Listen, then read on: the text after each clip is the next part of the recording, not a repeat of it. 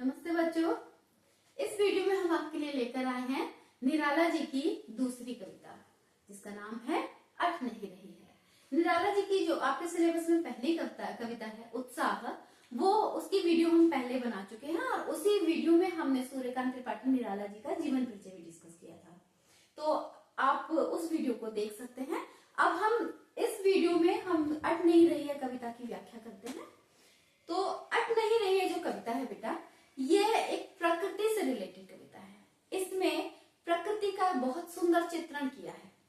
कवि प्रकृति के कवि हैं, प्रकृति के बहुत ज्यादा प्रकृति से रिलेटेड इन्होंने बहुत सारी कविताएं बनाई हैं। तो ये जो कविता है अट नहीं रही है, इसमें कवि ने वसंत ऋतु का वर्णन किया है। वसंत ऋतु क्या होती है बेटा? हमारे भारत में 6 ऋतुएं होती हैं। तो सबसे सुंदर ऋतु, इन 6 ऋतुओं में सबसे सुंदर ऋतु जो होती है वो होती है वसंत ऋतु। इस ऋतु में जो मौसम है, सर्दियों के बाद गर्मियां शुरू होने वाली होती हैं और सर्दियां समाप्त हो रही होती हैं, तो मौसम बहुत ही अच्छा होता है। यानी कि ना तो बहुत ज्यादा एक्सट्रीम कोल्ड होता है और ना ही बहुत ज्यादा गर्मी होती है। तो ना तो आपको स्वेटर पहनने की जरूरत पड़ती है और ना ही आपको पंखे से हवा करने की जरूरत पड़ती है। मौसम बिल्कुल अच्छा होता है। दूसरी चीज, इस समय ये कहते हैं प्रकृति भी उत्सव मना रही होती है। जो पतझड़ में जो पत्ते झड़ चुके हैं, पेड़ बिल्कुल रूखे रूखे दिखाई देते हैं, अब उन पेड़ों पर नई नई पत्तियां आने लगती हैं और धीरे धीरे वो सारे पेड़ फूलों से लद जाते हैं। तो ये प्रकृति का वसंत उत्सव एक ऐसा उत्सव होता है जो प्रकृति भी सेलिब्रेट करती है। हर जगह आपको खुशी दिखाई देगी। तो उसी सुंदर ऋतु का वर्णन करते हुए कवि ने ये कविता लिखी है। तो अब इस कविता का अर्थ समझ लेते हैं।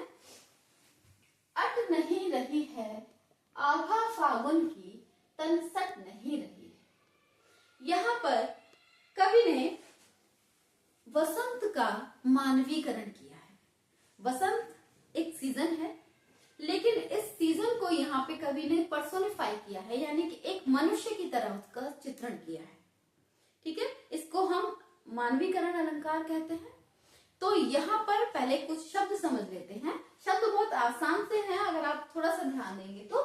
जैसे पहला शब्द है अट नहीं रही है। ठीक है बेटा, अब ये जो अट शब्द है इसका मतलब है यहाँ पर समाना।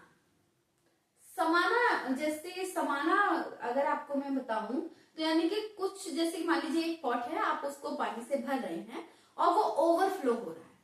तो ये जो ओवरफ्लो होना है इसको हम कहते हैं न समाना। ठीक है, अटना, न अटना। ठीक, इसी तरीके से सटना, ये सट नहीं रही है।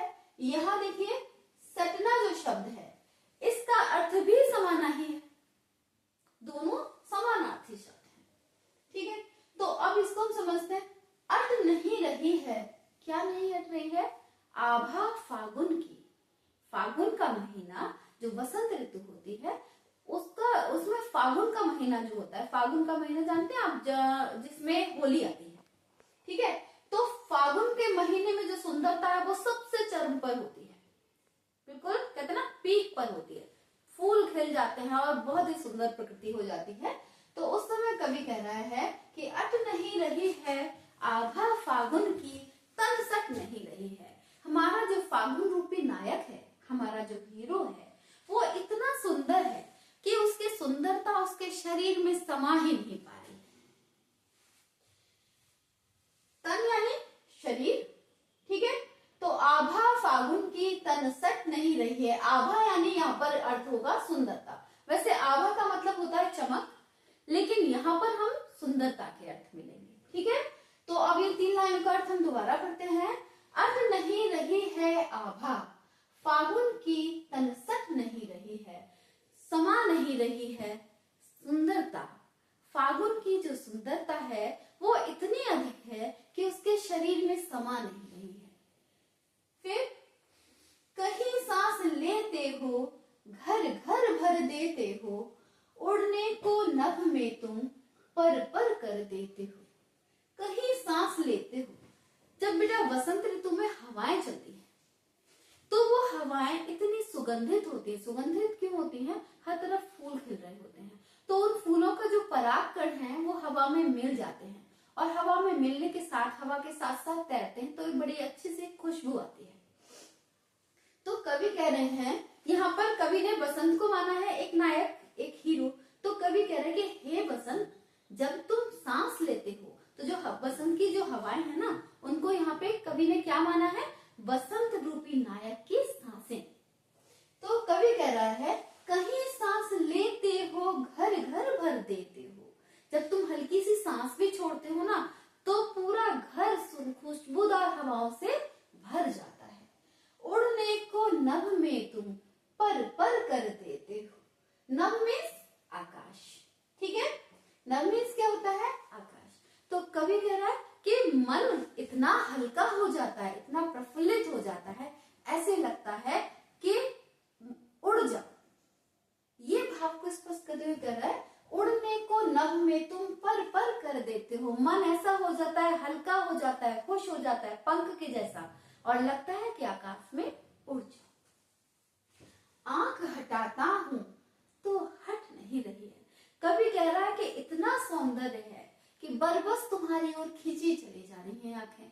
कोशिश कर रहे हैं कि चलो छोड़ो, बहुत हो गई सुंदरता, भी कुछ और काम देखें, लेकिन आंखें हैं कि मानती ही नहीं, बार बार तुम्हारी सुंदरता पर आकर टिक जाती हैं। आंख हटाता हूं तो हट नहीं रही है। चलिए आगे चलते हैं। पत्तों से लदी डाल, कहीं हरी कहीं लाल।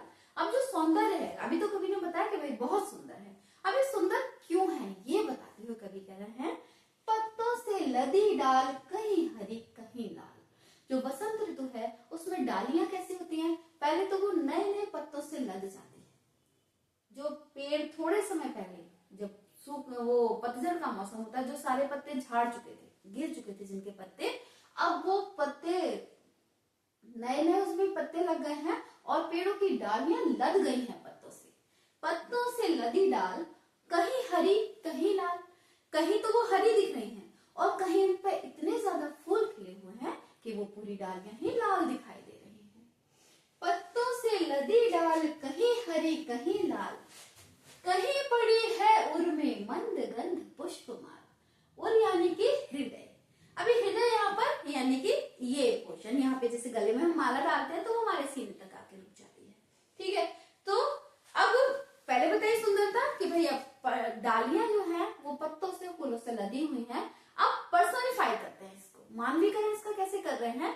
तो ऐसा लग रहा है उन पत्तों को और डालियों को देखकर कि जो हमारा नायक है ना बसंत, उसने अपने हृदय में, अपने गले में जो है एक मंद गंध पुष्पमाल, मंद मानी हल्की, ठीक है? मंद में हल्की, गंध में सुगंध, पुष्प मानी फूल, माल में माला।